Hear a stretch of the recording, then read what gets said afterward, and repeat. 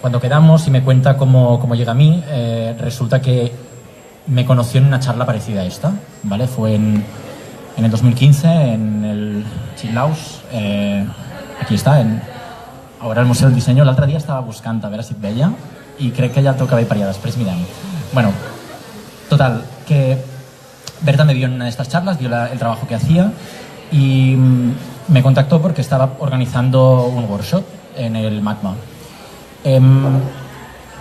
Cuando entendí o cuando le pregunté un poco más sobre ella y sobre la temática del workshop o digamos el contexto del workshop, me explicó, resumiéndolo muy rápido, que bueno, es como un departamento que tienen allí donde, si ho dic malament m'ho corregeixes, donde reúnen a estudiantes de las escuelas de arte y diseño de Barcelona, les dejan un espacio para que ellos mismos pues más o menos se gestionen, tienen a alguien que les ayuda, pero se gestionen para aprender lo que ellos quieren aprender.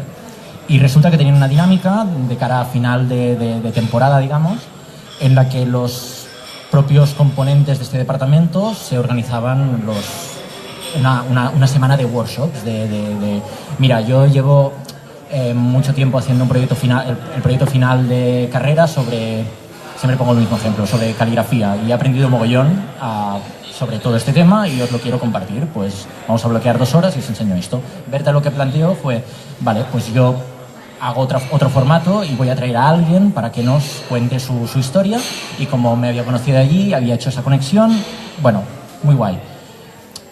Eso ya me generó como, hostia, sería interesante que el workshop, por la naturaleza que tiene, y después de ver y entender un poquito Berta qué hacía y qué intereses tenía, que lo hiciéramos entre los dos, no ir yo como a solo, ya que me ha venido a buscar y tal, pues hacerlo entre los dos. Y fue como, vale, entonces sobre qué hacemos el workshop.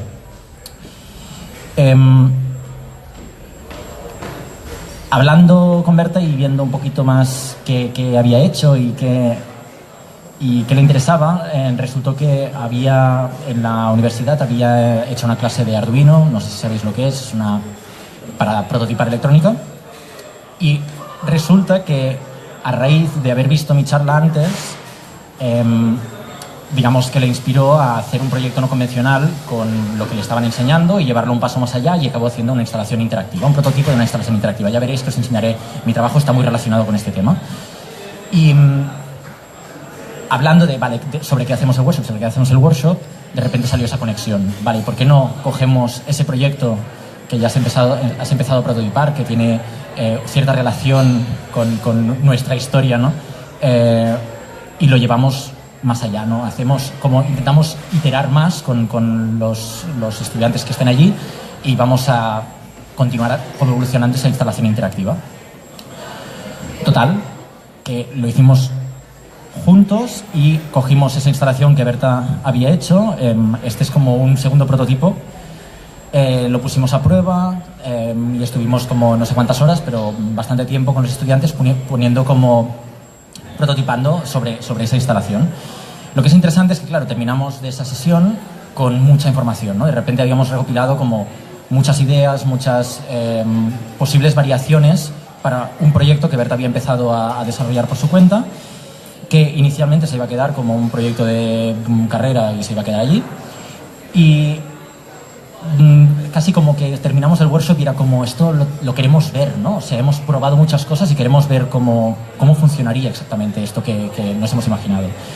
Y esto se juntó con una oportunidad, que fue un evento que organizaba un estudio de diseño para celebrar su aniversario, y me contactaron para que hiciera una de mis historias, y de repente fue como, vale, ¿por qué no aprovechamos esto y ya cerramos Taster, que le llamamos, lo cerramos en este evento? Y acabamos haciendo la instalación para este evento, y lo hemos llegado a hacer hasta 2 eventos más.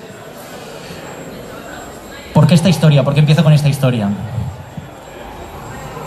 Para precisamente para que entendáis esto. O sea, yo cuando estoy aquí explicando lo que hago, al final lo que estoy buscando es de alguna manera inspirar a alguien o generar algún tipo de conexión.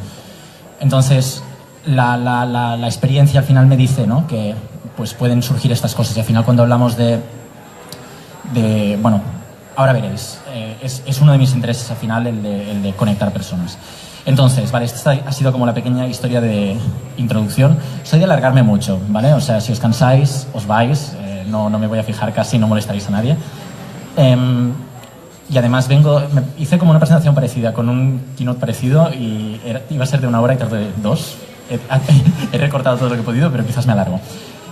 Vale, esta es como la historia de verdad, ¿vale? La empiezo en el 2008, o he decidido como poner esta fecha de inicio, porque es cuando empecé, digamos, profesionalmente a trabajar de lo que trabajo, ¿vale? Antes había estudiado Ingeniería Multimedia y Arte Electrónico Diseño Digital, y es en el 2008 que empiezo con unos compañeros un estudio de diseño de interacción que se llamó Multitouch Barcelona. Después de 5 años con Multitouch Barcelona, cogiendo un proyecto que habíamos iniciado en el estudio, que se llamaba Give Me, hice foco, porque ya me quedé yo solo por mi cuenta, en instalaciones interactivas para eventos. De ahí, en 2015, es decir, hace 3 años, estudié otra vez en el Fab Academy, que era prototipado y fabricación digital, y a partir de entonces empiezo a trabajar bajo mi nombre, ¿vale? Esto es como el overview aburrido, como para que veáis que he pasado por distintas cosas, he aprendido cosas relacionadas con arte, diseño, tecnología. Vale, entonces, al final lo que me importa es lo que os decía antes, enseñaros qué es lo que soy a través de mi trabajo, de mis reflexiones. Supongo que conocéis el juego de los Space Invaders, de las navecitas que tienes que matar con el joystick. Vale. Este es uno de los primeros proyectos que hice, y en este caso cogimos el imaginario del juego de los Space Invaders y cambiamos la forma de relacionarnos con el juego. En vez de tú controlar a través de un joystick una navecita que puede disparar a los Space Invaders, lo que hicimos fue trasladar el joystick a pelotas de espuma, pelotas de antiestrés, digamos, que podías directamente tirar contra la pantalla y matar al Space Invader. Un pequeño giro que de repente nos generaba una interacción o una experiencia totalmente distinta. Otro ejemplo, este es el juego del Pong, que supongo que también conocéis, uno de los primeros videojuegos que existieron, el de las barritas, como si fuera, que emula un tenis. Aquí cogíamos ese imaginario y en vez de jugar 2 jugadores, que era lo clásico, le pusimos hasta 8 jugadores y variamos en la partida lo que decíamos modificadores de partida, que lo que hacen es que, bueno, de repente tengas más bolas, se hagan grandes, se hagan invisibles, tu barra se duplique, en plan locura máxima. El juego dura 1 hora a 1 minuto y medio y es una cuenta atrás, en plan a ver quién puntúa más, en plan a saco. El juego del Simón, supongo que también lo conocéis. Todos estos son clásicos, ¿vale? Estoy empezando con lo fácil. Aquí lo que hicimos fue coger la dinámica del juego del Simón y trasladarlo en una experiencia interactiva que casi era como una escultura lumínica. Tú entrabas en esta sala blanca con este cubo de luces colgado del techo que respondía a los mismos sonidos que el Simón, ¿vale? El Simón es un juego de luces, colores, de memoria, de acordarte de la combinación de posiciones, luces y colores, y sonidos. Entonces lo que cambiamos aquí fue coger la dinámica, mantener la dinámica, y los botones del Simón los poníamos en cada uno de las 4 paredes de la sala. Ya os podéis imaginar que para jugar tenías que moverte por la sala. Vale. Normalmente cuando empiezo enseñando estos proyectos, porque aquí quiero hacer una pequeña parada y comentar que las imágenes que he seleccionado hasta ahora, digamos, son las imágenes bonitas, estéticas, ¿vale? No sé cuántos de aquí sois diseñadores, creativos. Normalmente nos movemos por ese cromo que le digo yo, ¿vale? Cuando coleccionábamos cromos cuando éramos pequeños, era el cromo bonito que describe ese proyecto. Y tendemos a usar esa imagen para explicar nuestro trabajo. Entonces, a mí en realidad no me interesa ese cromo, me interesa la otra parte, ¿vale? Me interesa no la pantalla,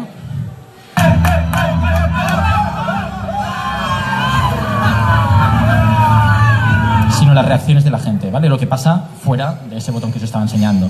Ejemplo, con el juego del Pong, esto sería el producto, esto sería el proyecto, esto serían las fotos son lo que os he enseñado antes, qué mandos más bonitos, más estéticos, tal.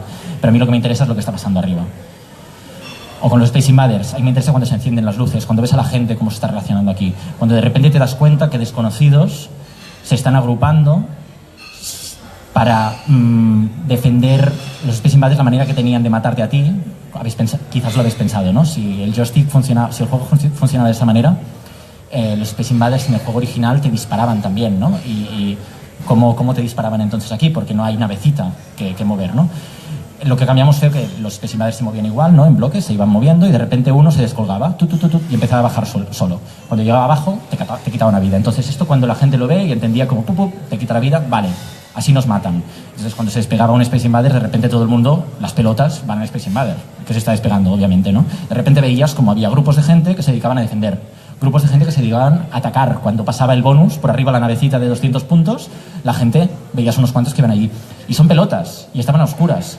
Tú tiras unas cuantas pelotas y has recogido 2 o 3, pero después, ¿dónde están las otras? Y había gente que se dedicaba a recogerlas, a ponerlas en los cubos y ayudar a los que estaban disparando. Y eran gente que no se conocían. Entonces esto es interesante para mí. En el caso de Simón, fue en una exposición en Estados Unidos, en Cincinnati, duró 6 meses y por logística no llegamos a ver mucho tiempo de exposición abierta, solo llegamos a ver 2 horas de la apertura de la exposición. Y al final, bueno, en esas 2 horas es el único tiempo que tienes, pues yo me fui allí, me puse en un rincón de la sala con la cámara, intentar sacar las fotos, intentar grabar, capturar lo máximo posible, ¿no? Y en ese periodo de tiempo, claro, era la apertura, tampoco no pasaba mucha gente, ¿no? Aún. Me llamó la atención esta historia, ¿no? Eran dos parejas, los señores mayores ya habían probado la instalación y de repente llega el chico, la chica y el bebé. Y es interesante porque esto era la entrada a la sala, era como un hueco, te ponías allí y de repente pues luz, ¿no? Y colores, y qué está pasando ahí. No había ningún tipo de instrucción en la entrada, tipo esto es así, funciona así. Simplemente entraban y de repente ves que el chico lleva un jersey, o sea, hace ese momento, ¿no? De que se pone allí, mira. De repente veo que se quita el jersey y se lo da a la mujer, sin hablar nada, ni comentar nada, ni nada. Solo con entrar ya entendió de qué iba la dinámica y ya estaba entendiendo el siguiente paso es, voy a tenerme que mover, voy a sudar, me molesta el jersey. Para mí esto es interesante. Estos proyectos al final son de la fase, digamos, inicial bueno, sí, o sea, son antiguos, todos tienen más de 5 o 6 años. En ese momento ya inicial nos dimos cuenta de ese interés en el otro lado de la pantalla, en esas reacciones de la gente. Y en este proyecto es cuando, como estudio, materializamos ese interés en las personas, haciendo que toda la propia instalación girara alrededor de las personas. ¿Qué era esto? Era una instalación que podías entrar y hacerte stop motions. ¿Sabéis lo que es el stop motion? La técnica esta que se utiliza para hacer películas de plastilina, de muevo un poco la boca del muñequito, le hago una foto, muevo un poco ¿sí? Y vas sacando fotos, después las pones seguidas y haces un vídeo, ¿no? ¿Vale? Lo que tenemos aquí arriba, al final son muchas fotos puestas una detrás de la otra y de repente podías generar. Entonces, la gente entraba, tenía una máquina con un botón de empezar, un botón de acabar. Y lo que cogimos aquí fuese el gesto de, que aún lo hacemos, a mí me parece impresionante, el gesto de cuando te van a sacar una foto y dices, ay, que no quiero salir movido, ¿no? Y te quedas quieto cuando te están sacando la foto. Y a día de hoy es como, para mí es un poco estúpido porque este gesto viene de cuando realmente las cámaras no tenían la capacidad de capturarte fácilmente y salías movido. Entonces, bueno, nosotros cogimos ese gesto y simplemente encendías la máquina y por ponerte delante de la pantalla, el sistema decía, vale, estás quieto, te saco una foto. Y te decía 3, 2, 1, te sacaba una foto. Entonces tú veías, era como una herramienta, veías como el papel cebolla que se dice, como veías tu imagen anterior con un poco de opacidad para ver tú en qué posición estabas, te podías poner en otra situación. 1, 2, 3, te sacaba una foto y todo el tiempo que quisieras pasar, pues te ibas sacando fotos. Cuando terminabas, le dabas al botón de acabar, veías, podías compartir. Una máquina para hacerse ese tipo de fotos, de técnica, de stop motion. Esta instalación de repente evoluciona a algo mucho más móvil, es la misma esencia de la instalación. Esto es Give Me, lo que os comentaba antes, esto es la esencia de Give Me. Give Me es básicamente hacer GIFs, usar GIFs como visuales a tiempo real para eventos. Esos GIFs se le hacen a la gente, se hacen secuencias de 4 fotos, por eso el 1, 2, 3, 4, que se capturan, se envían automáticamente al ordenador que esté proyectando los visuales donde sea, teles, proyectores, lo que sea, y esto se va viendo como para acompañar el evento. Este evento, este proyecto, Lucas lo conoce muy bien. Esto ya lo empezamos el primer Give Me fue en 2010, o sea, hace ya tiempo. Y yo ahora ya como que me he jubilado con este tal, y Lucas, que está por ahí detrás, ha tomado las riendas. Con Give Me, bueno, nos permitió como explorar distintos formatos, distintas ideas. Por ejemplo, en un evento en el que el protagonista era el libro, porque era un evento para presentar un libro, pues hicimos todos los GIFs alrededor del libro, y era curioso ver cómo, de una forma como muy analógica, simplemente apuntando bien al libro al centro, tenías unos visuales en los que podías leer perfectamente el título del libro. Aquí tenemos a Gastón, es el de la izquierda, está por ahí sentado. Dio una charla a un festival que se llama CIU, era la primera edición, y la campaña de comunicación para este festival consistía en lo que pretendía el festival, era propulsar a nuevos talentos creativos. Y la forma que utilizaron la campaña de comunicación, cogieron a los ponentes de esas charlas, les hicieron unas secuencias, unas sesiones de fotos, y utilizaron a los propios ponentes como campaña. Entonces, aquí también, pues con el Give Me propusimos, vale, pues ¿por qué no hacemos que la gente que esté allí, montamos la instalación para que la gente que estaba asistiendo al festival pues también se sintiera de una manera propulsada? Aquí era para un evento que se llama US Barcelona, también era la primera edición, me parece.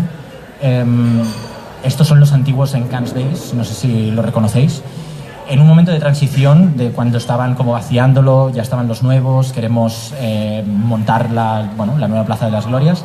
Y el propio festival, el objetivo del festival es darle otros usos a espacios urbanos. Entonces, cogiendo esa idea y continuando con el Give Me, la idea era que la gente fuera poblando ese espacio abandonado, en plan, mira, me voy a hacer un GIF aquí, y aparecerá en ese espacio vacío, y poco a poco la gente iba poblando ese espacio. O este es el caso para una marca comercial, para Red Bull, que Red Bull te da alas. Pues vamos a hacer un stop motion para que una instalación para que la gente pueda hacer pequeñas composiciones flotando en el aire. Este para un evento entre estudios de diseño para hacer un campeonato de ping-pong, y desarrollamos una herramienta que a la vez servía como marcador. La gente que estaba jugando, pues podía darle al marcador, y después veía en la proyección que estaba al lado cuánto a cuánto van. Lo que era interesante, el primer GIF que he puesto del joystick, que se ve en el rincón debajo a la izquierda, era para seleccionar el jugador. O sea, es como un poco Street Fighter, le sacamos fotos a todos los jugadores antes de que empezaran, y tú llegabas allí, podías decir, vale, ¿dónde estoy? Soy el equipo Player 1, pues Sony Tokio o Multitas Barcelona. Y ibas jugando y puntuando. Lo que era interesante es que cada vez que puntuabas, tú te ponías contento, el otro se ponía triste. Cuando ganabas, pues ganabas y te ponías en plan más contento aún, y el otro más triste. Vale, aquí fue también un momento de cambio. Este proyecto lo hice en aquel entonces, un Official Report. Gastón está por aquí, también participó en eso. Y aquí la idea fue repartimos, era un evento de diseño gráfico, no sé si os suena, que se llama Blanc. Se hacía en Vilanova de la Geltrú, ya lo hacen aquí en Barcelona cada año. Y digamos que diseñamos una herramienta para los entretiempos entre conferencias, ¿vale? Entre conferencia y conferencia, lo típico de que cambiamos de ordenador, de ponente, tal. Utilizamos ese espacio intermedio para generar dinámicas para que pasaran cosas durante el festival, desde simplemente como desconectar y un momento de jijijaja a voy a dar feedback a lo que los ponentes acaban de explicar, ¿vale? Es decir, en el librito de repente es esto, tenías espacio para decir, vale, ¿qué te ha parecido la ponencia de tal? A cosas chorras tipo dibújame una piedra, ¿vale? Entonces esto tenía como mucho sentido dentro del contexto de ese evento, porque la gente del Blanc siempre han sido como muy de hacer como actividades en plan coñas, tienen una banda en en el escenario y entre charla y charla también pues tocan un poquito antes de que salga. No es el típico evento como serio, todo lo contrario, ¿vale? Entonces, el hecho de darles herramientas para dinamizar el evento entre conferencia y conferencia era uno de nuestros objetivos. Entonces, como era un festival de diseño gráfico, bajo la idea de, vale, ¿cómo podemos capturar ese feedback? ¿Cómo podemos generar esas dinámicas? De repente nos vino la idea de, podríamos haber hecho una cuenta de Twitter o de Instagram o lo que sea y capturar hashtags, que la gente subiera fotos, que la gente pusiera comentarios allí y después visualizarlos por pantalla. Eso era lo fácil, ¿vale? Pero pensando un poco más y viendo que había una componente como muy analógica en la práctica de los diseñadores, de todos tienen siempre consigo mismo una libretita y dibujan y escriben, y ese trazo de repente lo queríamos capturar, ¿vale? Y usando una herramienta digital como podría ser un Twitter, pues no podíamos. Entonces, esos libritos nos servían para capturar ese trazo. Ese trazo, entre charla y charla, nosotros capturábamos algunos de estos libritos y los escaneábamos. Esos libritos no eran de nadie. Esos libritos, después de cada dinámica, lo que hacíamos era que los tiraran al aire y cogieran otro. Entonces, esos libritos de repente pasaban por muchas manos, de repente veías conversaciones en un mismo librito, conversaciones que podrían pasar en Twitter, pues la gente se retuitea y tal, pues lo veías en ese librito. Entonces nosotros de vez en cuando cogíamos algunos, así en plan random, y los escaneábamos y los poníamos en ese impasse de conferencias.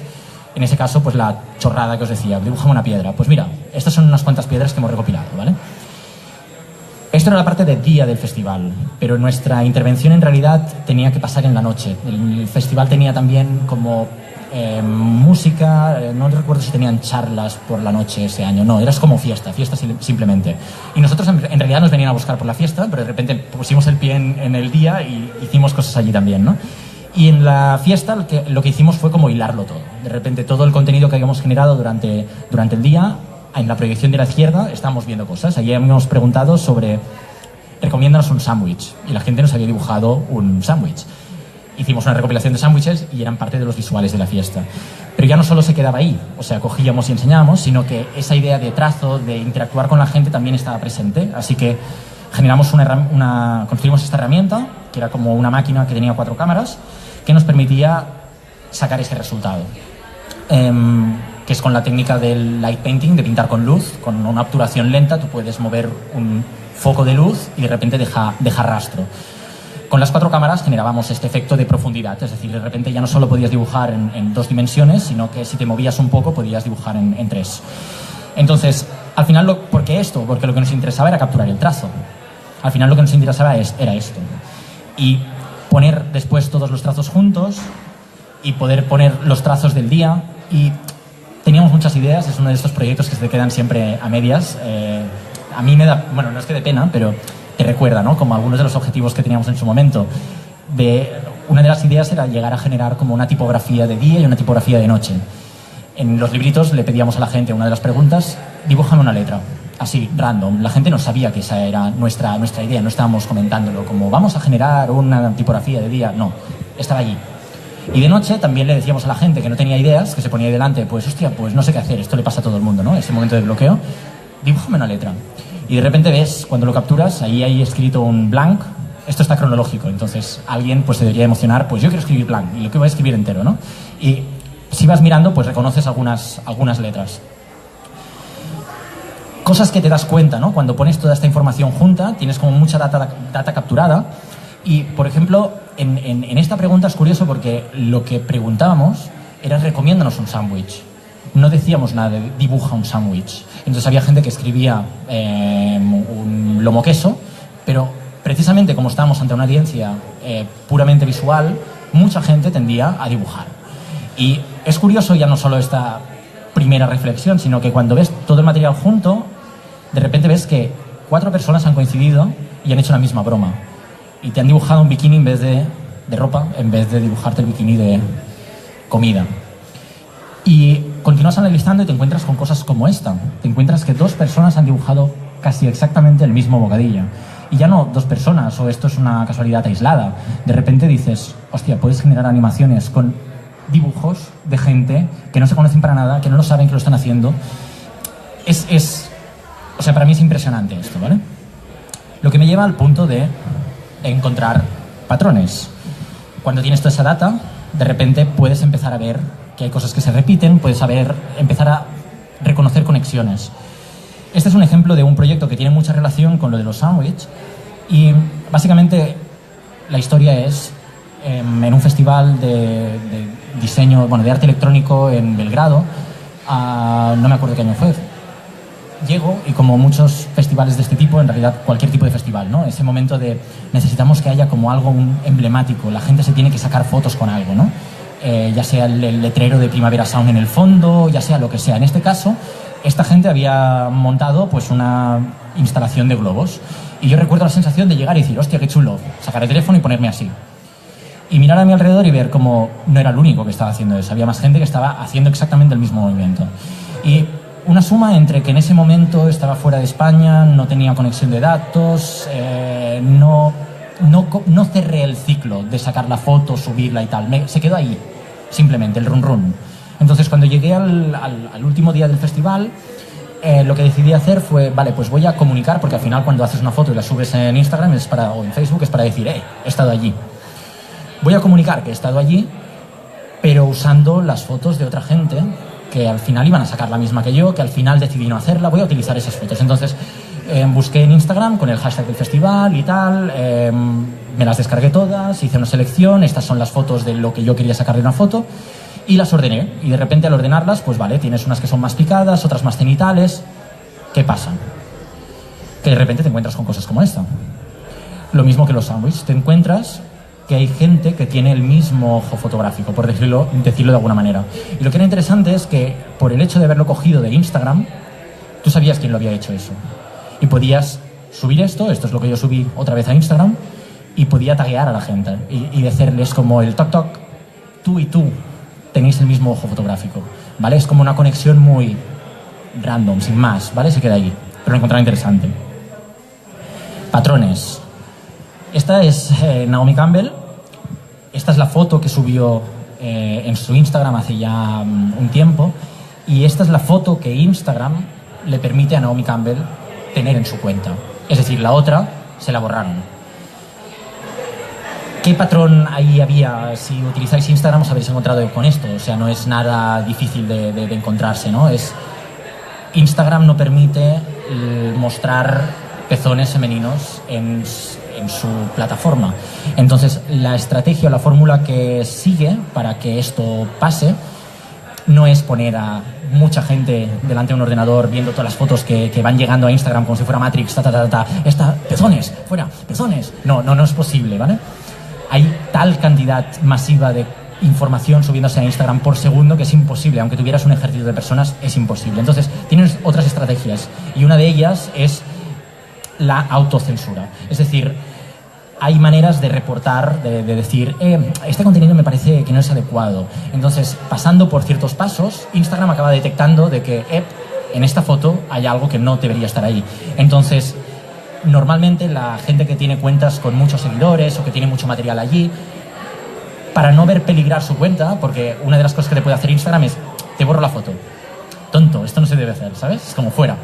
Pero cuando recaes, de repente te pueden quitar toda la cuenta. Y claro, tú le has puesto mucha energía, le has puesto mucho esfuerzo, tienes a mucha gente, conexiones allí, es algo que no quieres. Entonces, ante la mínima, uy, que se ve el pezón, lo tapo. Mejor taparlo, ¿vale? Entonces, detectado esto, yo abrí otra cuenta y lo que yo subía en esa cuenta era esto. Eso lo subía a los pezones que habían sido censurados, autocensurados por otros usuarios en la cuenta, ¿vale? O sea, se ve el... Vale. El proyecto duró hasta 100 posts, de hecho aún continúa abierto. Alguien me dijo, debe ser la cuenta de Instagram que tiene más pezones y no ha sido cerrada. Me la cerraron un par de veces, me quitaron algunas fotos, pero al final, en ese proceso que hablaba, tú puedes, digamos, apelar. Es decir, oye, yo no estoy subiendo eso, mi objetivo no es ser no sé qué.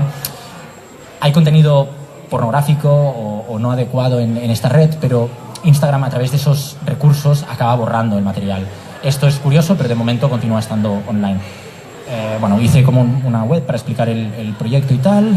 Y bueno, es curioso lo que os comentaba antes, como esa paranoia extrema, es decir, si os enseño esto y os digo que estáis viendo ahí, o sea, sin haberos contado lo de antes, dudo que alguien me dijera, ah, sí, lo veo. Es un pezón, ¿vale? No, o sea, llegas a este punto extremo de paranoia. Obviamente estamos hablando de contexto y al final nuestras mentes cierran el corazón, ¿vale? No. Vale. Hasta ahora, bueno, estaba hablando como de hackear o de jugar con Instagram como plataforma, como herramienta. En este ejemplo, por ejemplo...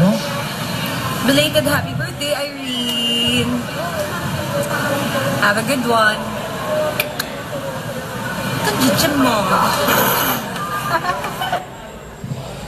Esto es YouTube y este tipo de vídeos son los que yo usé durante un año para felicitar a todos mis contactos en Facebook que tenían el mismo nombre que los vídeos, es decir, yo, de repente, pues en este caso Irene, notificación, hoy es el cumpleaños de Irene, buscaba un vídeo en YouTube de alguien felicitando a una Irene que la felicitara de una manera suficientemente ambigua como para que pudiera colar en su cuenta. Entonces es curioso porque, claro, tendrás gente cercana que de repente sé que no eres tú, conozco lo que haces incluso, sé que es una coña, jaja, muchas gracias, muy original, ¿sabes? Pero hay gente que realmente, todos tenemos a gente en Facebook que no conocemos directamente y lo que es curioso es que al final está en el muro de alguien y habrán amigos del amigo que estarán viendo ese post, ¿no? Entonces, esa confusión que generaba era interesante, ¿vale? Al final a mí lo que me interesaba era capturar eso.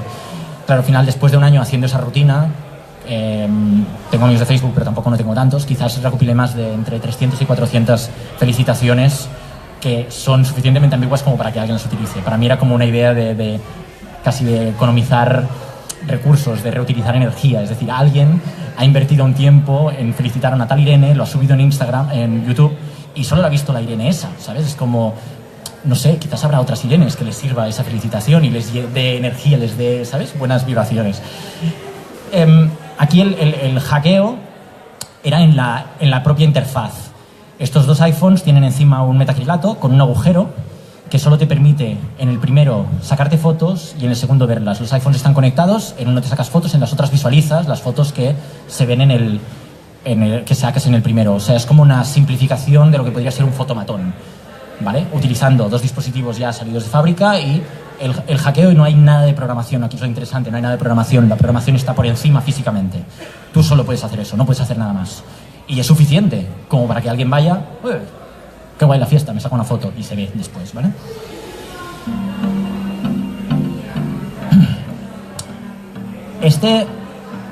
El hackeo es interesante, continúa siendo una interfaz física. Se ve un poco por aquí, pero no se explica por qué he cortado el vídeo. Bueno, básicamente en lo que consiste es, tienes estas dos canciones sonando, si os suenan, sabéis qué canciones son, y diréis, sí que son muy parecidas. Entonces, lo que consistía es que era un vídeo que subía a YouTube y daban las instrucciones al principio diciendo, vale, si lo escuchas con auriculares, en un canal, en la derecha tienes a YAL y en la izquierda tienes a Majorlizer. Entonces tú físicamente, solo por... Ahora escucho una, ahora escucho la otra. Si escucho las dos, como son tan parecidas, funcionan. La mezcla que hay aquí es mínima, o sea, solo al final de una de las canciones la paro como, espérate, que se termina, y la vuelvo a levantar. No hay nada de mezcla, o sea, cero producción musical DJ, ¿vale? Al final estás hablando de la copia de la originalidad, ¿vale? A través de ese experimento sobre una interfaz física. Las tarjetas de contacto. Mis tarjetas de contacto, esta es una de mis tarjetas de contacto. Básicamente es la tarjeta de contacto de otra persona. Y dirás, ¡ay, qué original!, ¿no? Como el resto de cosas que he enseñado. No es simplemente la coña de utilizar la tarjeta de otro, sino a mí me servía como una forma de introducir uno de mis intereses, uno de mis objetivos, que es conectar a personas, ¿vale? Entonces, yo cuando le doy una tarjeta a alguien, yo no reparto flyers, ¿vale? La forma que tengo de dar tarjetas a gente que sí. Es como, ¿qué tal? Yo cuando le doy a alguien la tarjeta es porque realmente ha habido como algún tipo de conexión, en plan, no, hablemos o intercambias el contacto de verdad. Y precisamente como has hecho esa previa, ¿no? Esa primera impresión, de repente puedes ubicar, pues, esa persona, pues, si tiene un interés, si tiene una necesidad, si está trabajando en algo, y de repente de las cartas, ¿no?, que llevas, es como, mira, te doy esta porque esta otra persona te va a ayudar en este proyecto que estás iniciando. O mírate esta gente, son súper buenos. De repente estás haciendo una conexión más allá de mi propio contacto. Dentro de toda esa idea de la cartera de contactos es como algo súper privada, no se comparte, es como el poder que tiene alguien, bla, bla, bla, bla, bla. Hablo de conectar personas. Y aquí este hack de los que... Bueno, es como muy tonto, pero para mí tiene mucha importancia a día de hoy, por la línea que está cogiendo, no por el hack en sí. Esto es el screenshot de mi iPhone. ¿Y qué está pasando aquí? Básicamente la historia es la siguiente. Yo soy de llevar reloj de pulsera, ¿vale? Hubo un momento en el que el reloj de pulsera se quedó sin pila. Y automáticamente pues lo descarté, lo guardé, en plan, ya lo cambiarás o lo que sea. Y de repente, empecé como la mayoría de nosotros a chequear la hora en el teléfono. Hasta ahí bien. Hubo un punto en que me doy cuenta de que estoy, no sé, me da la sensación de que entro mucho en el móvil y analizando eso, como estirando un poco más del hilo, me doy cuenta que muchas veces cojo el móvil para ver la hora y al final es de estos teléfonos que solo con la huella, solo con enséñame la hora, te enseño la hora, pero pum, ya estás dentro. Y ya como estás dentro ves ahí Instagram y entras en Instagram. Y de repente dices, llevo 20 minutos y quería saber la hora. Entonces, viendo eso fue como, vale, ¿y por qué está pasando eso? ¿Qué puedo hacer? Y fue como, pero claro, es que la miras ahí porque el reloj ya no lo tienes, está sin pila, ¿no? Entonces fue como, vale, paso número 1, comprar Amazon, una pila de botón, gracias. Tengo el reloj, pero de repente, aún teniendo el reloj, mi cuerpo, cuando quería saber la hora, cogía el teléfono y lo sacaba. Y es como, ¿qué coño está pasando? No puedes hacer mucho con el teléfono, a no ser que le tapes con cinta directamente la mitad de la pantalla, pero claro, es un poco incómodo porque es la mitad de la pantalla, o sea, necesitas después para navegar y hacer cosas, ¿no? Entonces fue como, vale, le hice un screenshot al móvil, lo puse como fondo de pantalla, dejé que pasara un tiempo, otro día, lo que sea, screenshot, lo puse en pantalla sin...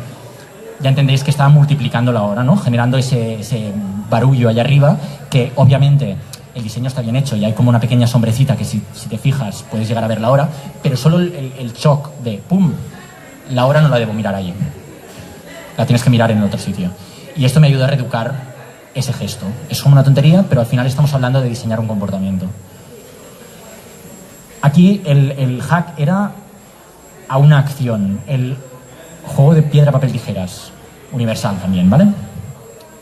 De repente con unos de estos láseres de los que te venden en los bazares, que te vienen con punteros distintos, ¿vale? El árbol de Navidad, un smiley, unas manos, un perro.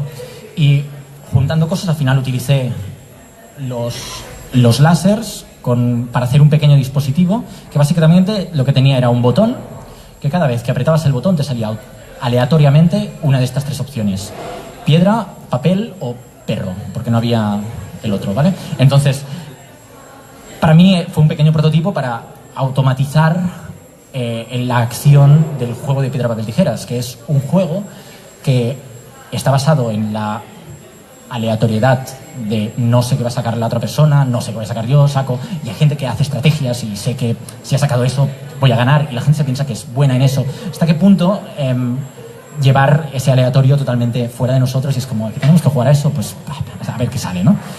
Que es curioso porque en realidad, si piensas en aleatorio, las personas son menos aleatorias que una máquina, pero bueno, esto da para otra charla y Sergio nos podría ayudar en eso. Os he hablado de proyectos, os he hablado de hackear lo que nos rodea.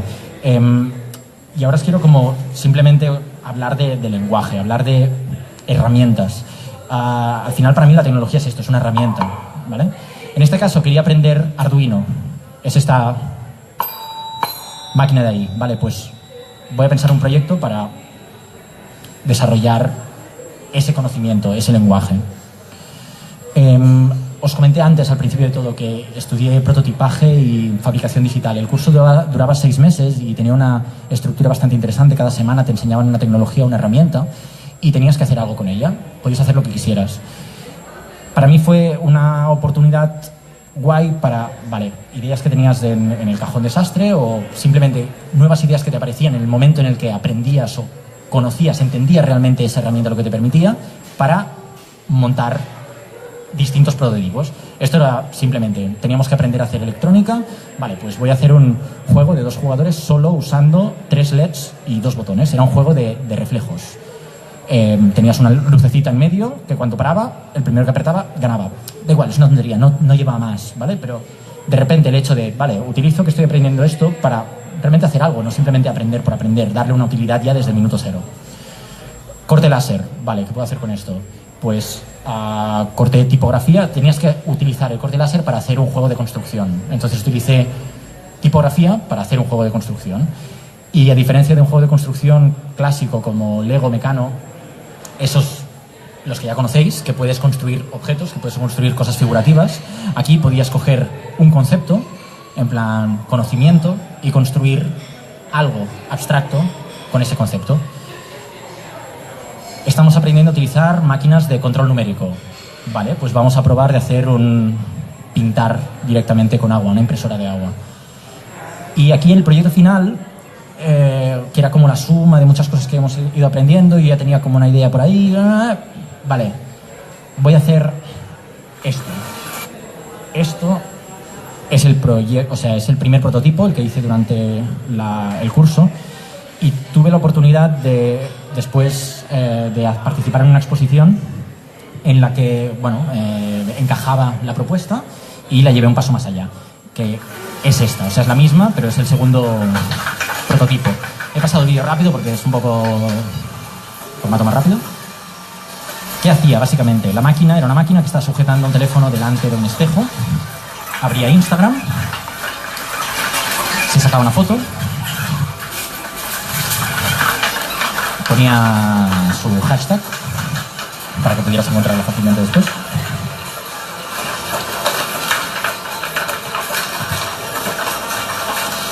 Y la compartía en Instagram. Básicamente era una máquina que se sacaba fotos, se sacaba selfies de forma constante, continuada, durante todo lo que duró la exposición. Esto es como una de las fotos que se sacó. De hecho, esta máquina estuvo expuesta 2 veces, esta es la segunda vez. Estas son las fotos que se sacó la máquina durante la segunda vez que estuvo expuesto.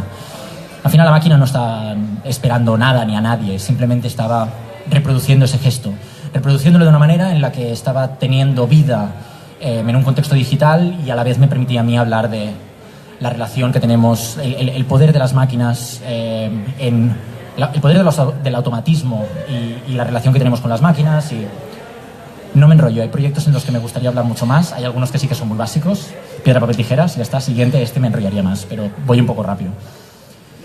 Y el otro día, hace un par de días, Kai, aquí presente, trabaja como educadora social en el Raval, en el Casal dels Infants, y de repente me manda una foto de un texto que había hecho una de sus niñas de 12 años, y de repente ese texto, porque ese texto era un ejercicio de escritura libre, ¿vale? Era un ejercicio de, no sé si conocéis las Poetry Slam, hacer poesía, ¿vale? Quedaros simplemente con un ejercicio de escritura libre a una niña de 12 años, habla sobre lo que quieras. Y de repente la chica escribe: el móvil es la vida de la gente. Si no hay móvil, la vida no sirve para nada. El selfie es muy importante en cada momento. La gente puede irse donde sea para la wifi, y no sé qué va a hacer la gente sin el móvil. Cuando Kai me compartió esto, era como ese momento de que se te eriza, ¿sabes? La piel, como decir... No son... O sea, hay veces que cuando cuentas estas cosas, ahora me pongo un poco profundo, ¿vale? Pero cuando cuentas estas cosas, enseñas en modo reel todo tu trabajo y bla, jaja, qué divertido, tal, las tarjetas. Al final, el proyecto anterior lo que pretende es hacernos parar un momento y reflexionar sobre esto. Y esto es real, esto está pasando, esto no es que yo me invente, ay, mira las selfies, qué graciosas, vamos a hacer algo sobre las selfies.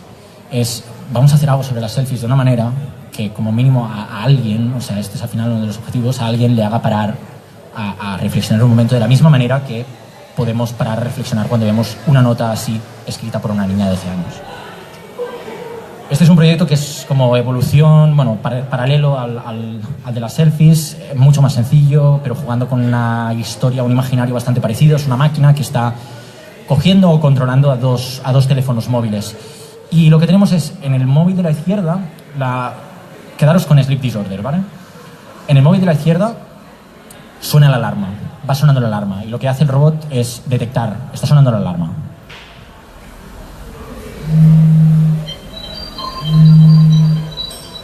Y le da el botón de posponer. Suena la alarma, pospone, suena la alarma, pospone. En la otra, no te vas a dormir. Cuando se apaga el móvil, que se pone la pantallita, se reduce, no te vas a dormir. De repente hay como una relación entre quién está siendo la máquina, quién está siendo la persona, somos nosotros, es el dispositivo. Y empezaba al principio, ¿no? Diciendo, citando, ¿no? Todo es un remix.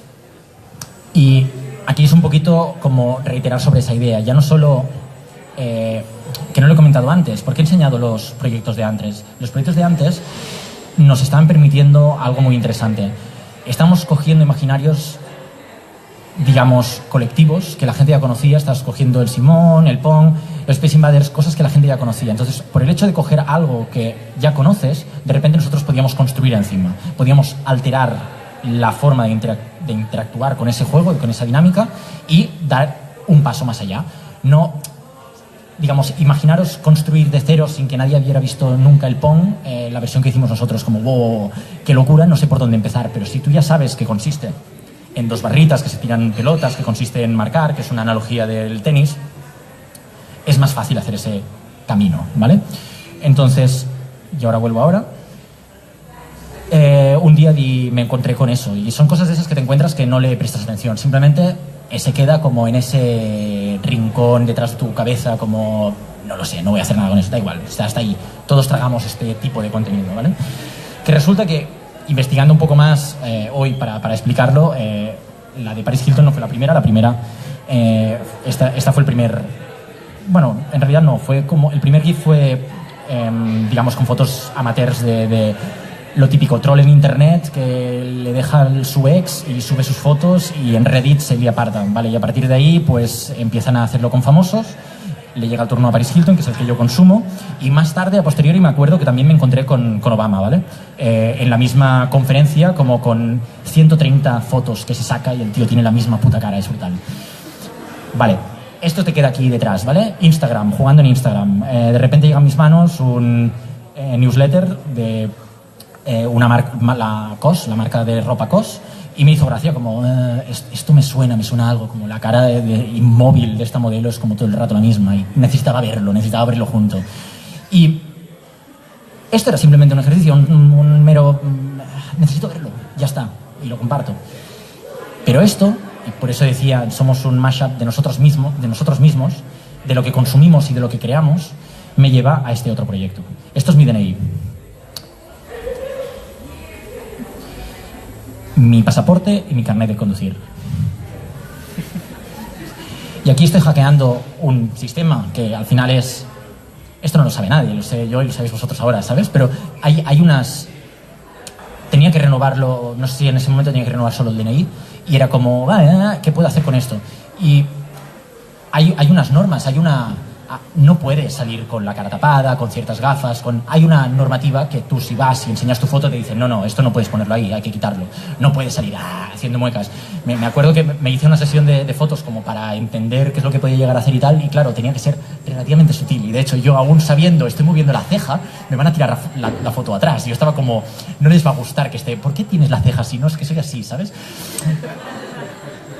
Pero bueno, pude renovar todos los documentos, es un proyecto largo, porque tampoco no fui allí, me los han robado, tienes que pagar, ¿no? Me esperé, no sé si tardé un año para conseguir otra vez ver yo eso. Otro efecto, cosas que consumes por internet, ¿no? De repente el efecto del videofeedback, que se llama, cuando coges una cámara y estás grabando lo que ve la propia cámara, ¿no? Te genera estos efectos que son, en plan, trippy total. Ese efecto, ¿vale? De repente, un día, vale, voy a explorar, voy a experimentar con él.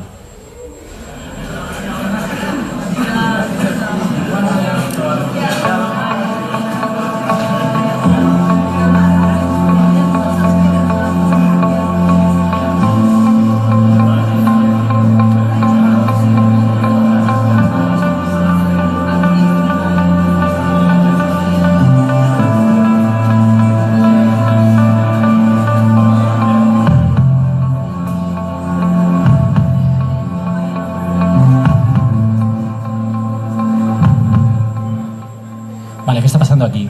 Aquí tenemos el efecto del video feedback que hemos visto antes, pero está cruzado, digamos. Hay dos cámaras, dos teles, y la señal de uno entra en la tele del otro y la cámara que está delante de la segunda tele sale a la primera tele. Entonces, a mí lo que me interesaba al final era ver qué estaba pasando, qué relaciones podías generar con la gente que se ponía delante de estas pantallas, porque al final tú te ponías delante de una pantalla, pero salías como mezclado con otra gente. A mí, más allá del propio efecto, otra vez, ¿no? Eso es la tecnología, es lo que me sirve de gancho, es visualmente interesante, la gente venía allí, se sacaba selfies, muy bien, pero a mí me interesaba ver cómo estaba reaccionando la gente ahí delante de esta propuesta. Porque al final esto fue un prototipo que hice en mi espacio, me gasté un mogollón de pasta para alquilar estas super pantallas, la próxima vez os la pido. Y fue montar como una pequeña instalación, pop-up de un día, vamos a llevar a gente y a probarlo, y necesitaba documentarlo para ver si podía, digamos, vender la propuesta a un museo en Canadá. Al final no salió, pero otra vez, somos un mashup de nosotros mismos. Y esta experiencia, para ver qué es lo que está pasando, sumada con la experiencia de Artificial Selfie, me llevó a este otro proyecto que lo expuse en Barcelona y en Londres el año pasado. Digamos que coge la estética o la técnica del feedback loop que teníamos por un lado, pero está hablando o teniendo el discurso de sacarse selfies, de la propia tecnología sacándose fotos de ella misma y, digamos, emulando o hablando de qué pasaría, ¿no? De si esa tecnología cogiera conciencia de ella misma, ¿no? Lo que es interesante de este proyecto, y quizás esto ya es más como... bueno, a mí me refuerza parte del discurso, no hay nada de código aquí. Es decir, hay un teléfono con la aplicación para sacarse fotos por defecto, con una tele, con un ordenador, con las opciones de fábricas, digamos, salido de fábrica. No hay nada de programación. Pero tú poniendo la tecnología en una posición, alinearla, nunca mejor dicho, de una manera concreta, estas son las selfies que se hizo durante... la primera exhibición, se hizo 25.000 selfies, aquí hay 242. Puesta la tecnología de una forma concreta, como buscando un punto muy concreto, ella misma parece que como que está hablando, que está investigándose a ella misma, ¿no? Está generando unos visuales que nadie los ha programado. ¿Quién los ha puesto ahí, esos visuales, no? Entonces es como interesante, digamos, me reforzaba la parte del mensaje. Entonces, parte de estos proyectos, ¿no? Ya habéis visto que hay los que son puramente experimentales, quiero jugar con esta técnica, quiero tal, pero la mayoría de ellos, si no casi todos, al final parte de ese trigger de empezar a trabajar con ellos son preguntas, ¿vale? Quiero entender algo, quiero ya sea entender una tecnología, entender algo que está pasando. Aquí el ejemplo, uno de los ejercicios que hice con todo esto que está pasando en Cataluña, de repente es como, vale, la bandera española y la bandera catalana, ambas tienen los mismos colores, y tenía como curiosidad de ver con una opción de Photoshop que se llama Average, que lo que te hace es el average, la media de colores que tiene esa imagen. Ahí está. Vamos a Blur, Average, ¿vale? Nos sale un naranja, ¿vale? Rojo y con la catalana también. Simplemente era como esa experimento / respuesta a unas preguntas que quizás yo me estaba haciendo en ese momento. Eso, de repente, continuamos con el mashup, me lleva a otra pregunta. Es, vale, esto lo he hecho con España-Cataluña, pero ¿y con el resto del mundo? Es decir, estas son no sé cuántas había, 194 banderas de lo que Wikipedia considera estados soberanos en el mundo. Entonces lo que hice fue sacarlas todas, cogí cada una y le hice ese average, esa media de colores. Esta es cada una de las banderas promediada, y de esta imagen la promedié toda entera y de repente te sale como un marrón, que lo puedes prever si piensas en ese momento cuando eres pequeño y empiezas a mezclar Coca-Cola, Fanta, tal, o la plastilina de distintos colores y te sale marrón, ¿no?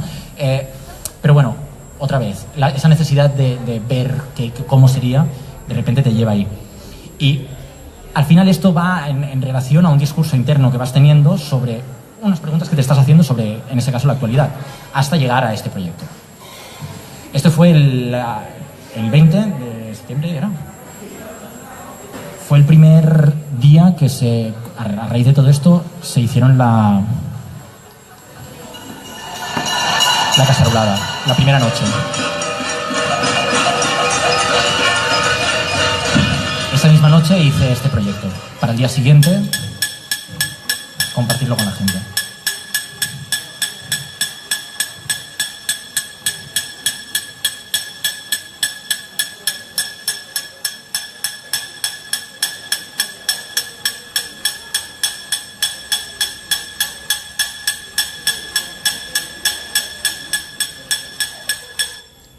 Es un proyecto que hice en 8 horas, más o menos. Desde el momento en el que algo está pasando aquí, empiezas a dibujar y produces, prototipas, documentas y compartes.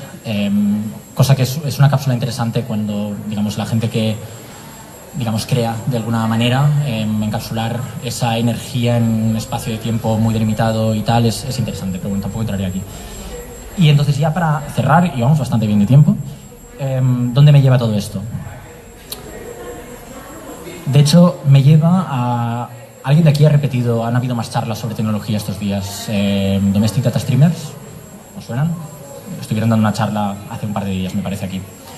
Pues me contacta Pau, uno de los componentes de este estudio, y me dice: tenemos una propuesta, esto me contacta en agosto, habíamos intentado trabajar varias veces juntos y de repente esta te va a gustar, hablemos.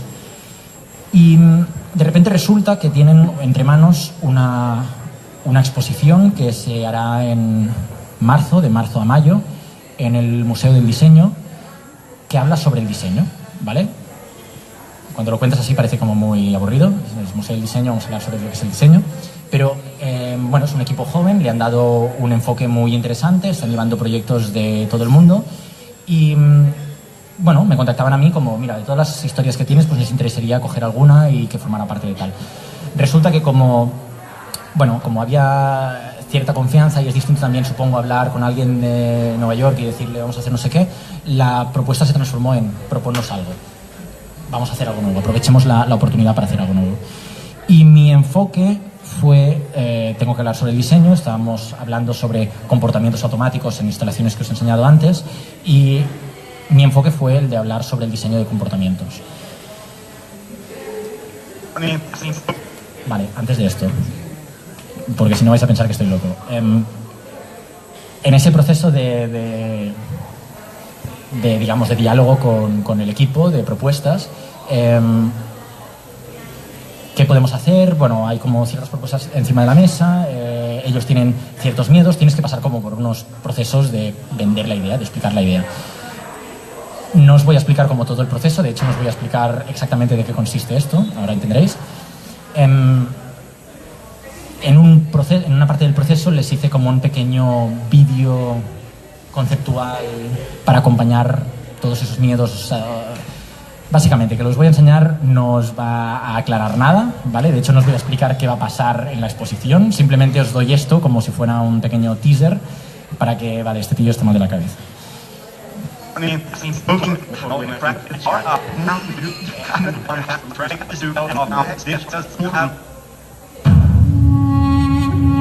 Todo lo que estáis viendo, yo no he editado nada, excepto cortar vídeos de YouTube, ¿vale? O sea, todo el montaje así en plan cinematográfico, ya había un vídeo de YouTube que hacía esto, simplemente he recortado.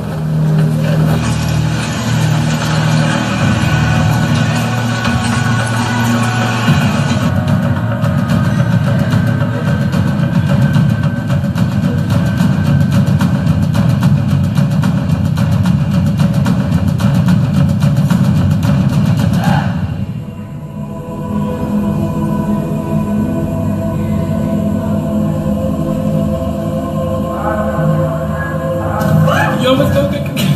Get the line. Oh, shit.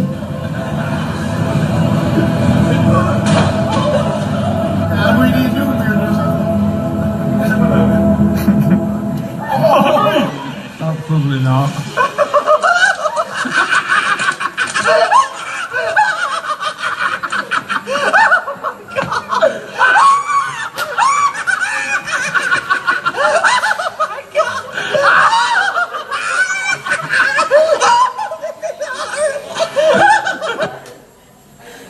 Vale. No entiendo nada, ¿no? Vale. En la exposición, cuando entréis, digamos, mi propuesta, lo que veréis será esto, ¿vale? Es lo que creo que es interesante que solo os enseñe.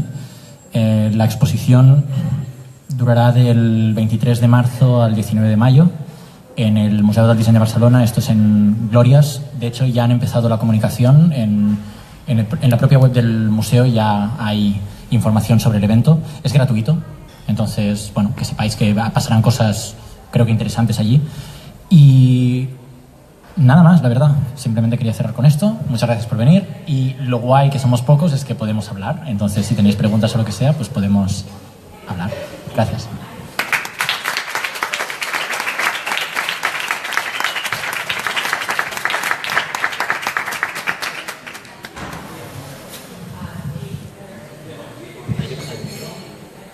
Si alguien quiere algo, que hable, que grite, le paso el micro y si no, pues le vamos.